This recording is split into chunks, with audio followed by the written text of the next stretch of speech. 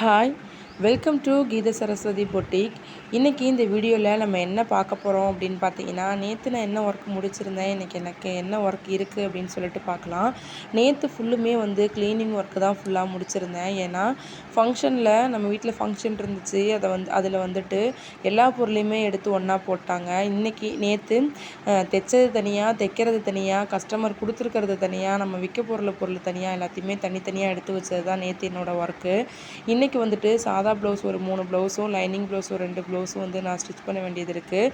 இந்த 2 நைட்டியுமே ஜிப்பு வச்சு தர சொன்னாங்க. கொடுத்து ஒரு 6-7 நாள் இருக்கும். இன்னும் வைக்கல. இன்றைக்கி எல்லாமே கம்ப்ளீட் பண்ணணும்னு நினச்சி இன்றைக்கி என்னோடய ஒர்க்கை 9:30 மணிக்கு நான் ஸ்டார்ட் பண்ணியிருக்கேன். பசங்களை ஸ்கூலுக்கு அனுப்பிச்சதுக்கப்புறமா என்னோடய ஒர்க்கை ஸ்டார்ட் பண்ணியிருக்கேன். இன்னொரு முக்கியமான விஷயம் அப்படின்னு பார்த்தீங்கன்னா, சுரேஷ் கீர்த்தி சேனலில் கீத சரஸ்வதி பொட்டிக் அப்படின்னே சேனல் நேமை மாற்றிட்டோம்.